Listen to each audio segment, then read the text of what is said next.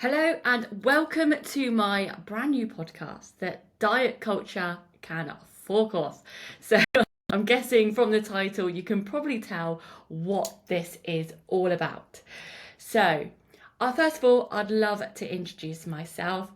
My name is Becky Jones, and I am the creator of the Empower Coach.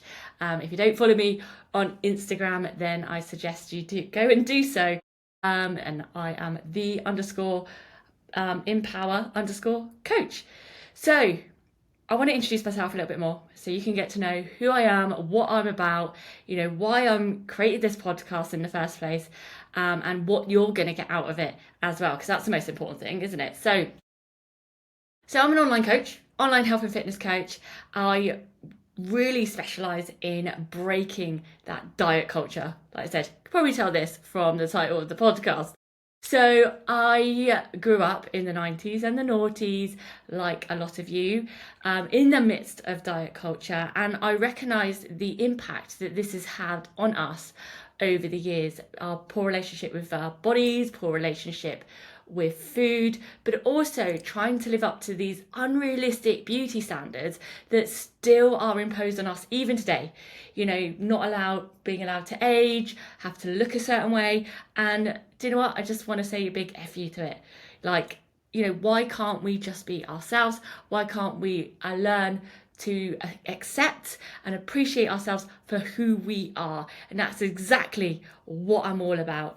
So if you've ever felt like you're always comparing yourself to others, you're struggling with food guilt, you're not comfortable in your body, you're striving or getting really impacted by social media, and also like I said, unrealistic beauty standards and unrealistic, not even that, societal norms that we're meant to have these little tick boxes to what am I trying to say? It's like you need to achieve this by then and then you'll be happy, like that kind of stuff. I want to tear it down a bit and be like, no, I want you to feel this confidence in yourself. So if you're feeling overwhelmed, if you're feeling stressed, if life just feels all a bit too much, if you want to wear all those fabulous clothes that you've got in your wardrobe, but you're feeling like you're lost your sparkle, then I'm here for you. And this is exactly what we're going to be tackling on this podcast, which I'm super excited about. So a little bit about me, my story, because you want to know about me, don't you? You want to know what I'm all about. So I grew up I'm in the UK, and I grew up in a small, tiny little village in the middle of Exmoor, where it was it's basically farmland, farmers.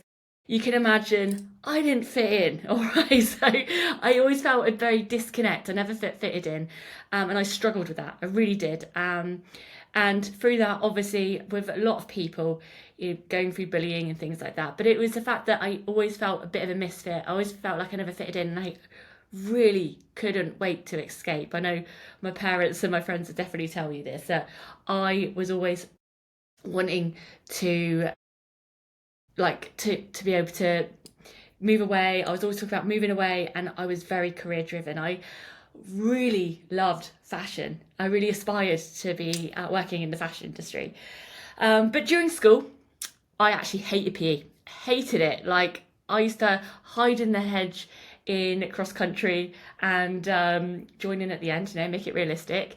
I used to try and skive off PE. Do you know what? There's only 30 people in our year as well, so it was very, very apparent that there was a few of us skiving off, and we used to go into the drama room or into the library and sometimes listen to Prodigy, stuff like that, But again, just wasn't into this. I wasn't ever part of the popular group, good sports and stuff like that. I was quite good at swimming, actually. That's probably the only thing I was good at and actually enjoyed.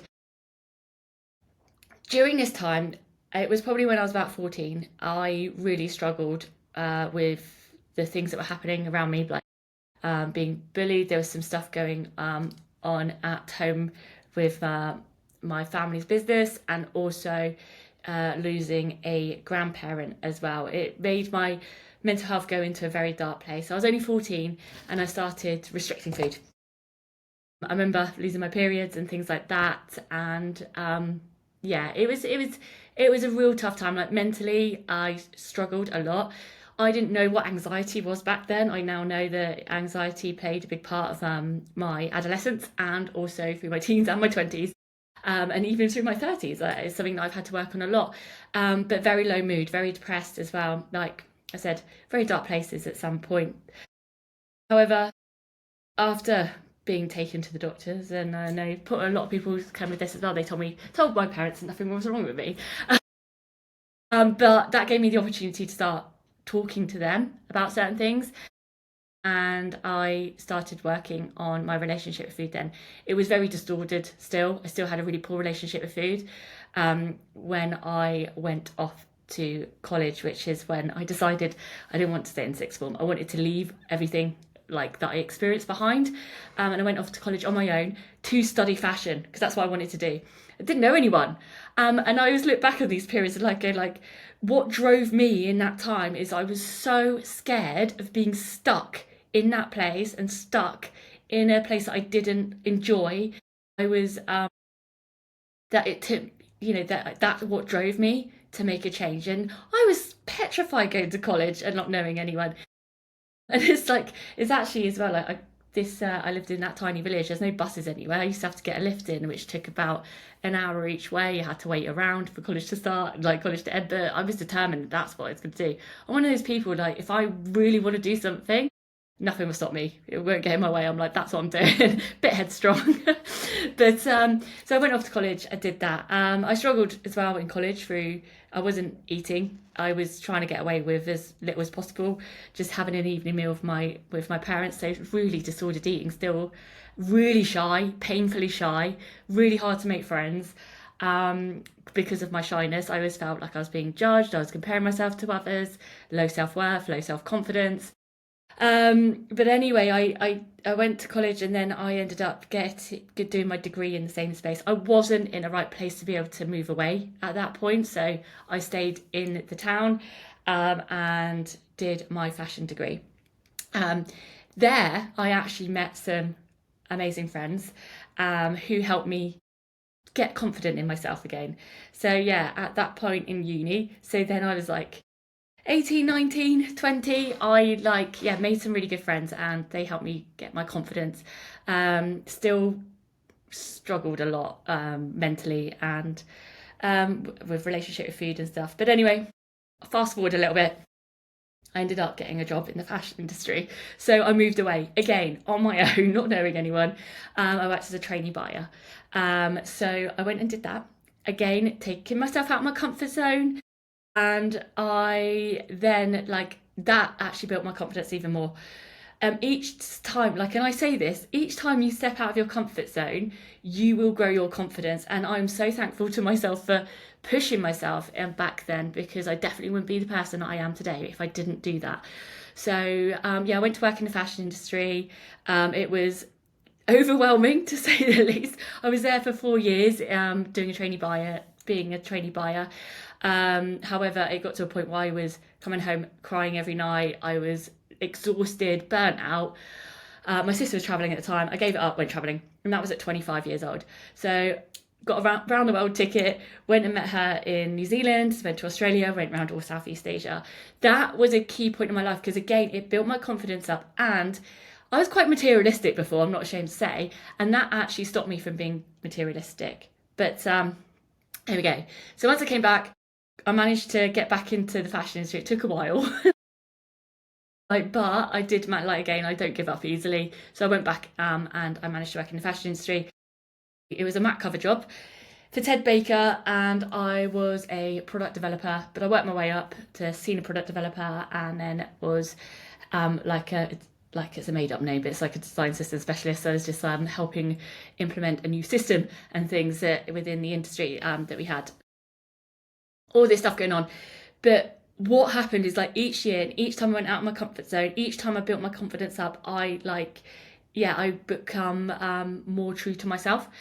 Then while I was in London, while I got this new job, this is when I really started working on myself, because I guess I was more settled within my career because I'd always been very career driven. I then started to work on my relationship with food and my body. I got into strength training. I had a PT who was amazing. She introduced me to strength training, and she that allowed me to start looking at my body in a different way. Instead of burning, like thinking I need to burn all these calories, like, you know, doing endless cardio, I started weight training, and then I could look how my body was feeling strong and toned and, you know, powerful, and it really changed my what is it called, perception on exercise. Food as well. I started with the help of some friends. Actually, they inspired me to start looking into calories and macros and how they worked in your body. But actually, for me to be able to go into that, like, it allowed me to educate myself around nutrition. That I still had very obsessive behaviours at this point, and I did used to track everything down to a little morsel, little crumb, and the exercise as well. I hated missing a day. It was very like all or nothing approach. However, like through time, I started to work on my mindset, and I started to be able to work on and actually like what I valued in life, who I was, my identity, all the stuff that I now pour into my coaching. So anyway, so I was in London for a while. Unfortunately, during the end of that time, I did get into a very toxic relationship. I won't go into too much detail, but I ended up leaving London. This was during COVID. Actually, I got made redundant as well, so left London, came back to Somerset. During COVID is actually when I started studying to become a personal trainer, and I studied my level 4 nutrition, and I actually got my level 4 in personal training as well. So did all that during COVID. I didn't stop. I just ended up I just pretended I was going to work when I was off for what was it called? Furlough, that's the one. So once I was like laid off for furlough, that's what I did. Anyway, then I came back to Somerset and I started Empower. So I know that I was very long-winded, but it gives you a really good idea of like why this is important to me and why I do so much around mindset, because I don't want this to just be like, okay, this is an exercise program and this is, you know, this is meal plan, but we don't even give meal plans. Why I do what I do, it becomes from that little girl that was struggled so much. It's driven me to create this program because I don't want anyone to struggle like that. It gets me a bit like emotional talking about it, but I don't want anyone to struggle like I did. And I know what can happen when you push yourself and when you take yourself out of your comfort zone and when you trust yourself and you have that self-worth, like great things can happen. And that's exactly why I do what I do. And I can't wait to talk more about it on this podcast as well. So I like to go against the grain, and I will talk about how we should not conform to unrealistic beauty standards, but how we don't need to tick societal boxes in the pursuit of happiness as well. What really makes a difference is being true to yourself, and that's something I've had to learn as well. Being your unique self, not anyone else, that is what like true happiness will come. Because I see you and I hear you, I've had those life experiences, as you've just heard, that I can help. So what you're going to get from this is a load of juicy info and help on getting you to feel heard and seen. And I can't wait, I'll be getting guests in as well to have the real no bullshit conversations, from the impact of diet culture to what health and fitness can really look like without the diets and the endless cardio. I am all about freedom, and I want you to step away from each episode feeling empowered and strong and confident. You know, this is the exact energy that I bring into my coaching, because we see you as the person you are, with your own personal struggles, your own personal situations, and we find a way that works with you, your life, and your brain, not against it. So we work on you feeling confident in yourself and not about the number on the scales. Not about numbers, no numerics in our program. So I'm excited to start this podcast, and I'm so happy for you to come along for the ride. So subscribe, whatever you need to do. If you need any more information, where to find me, then I'll pop the links in the description of this episode. But I can't wait to share even more exciting information with you.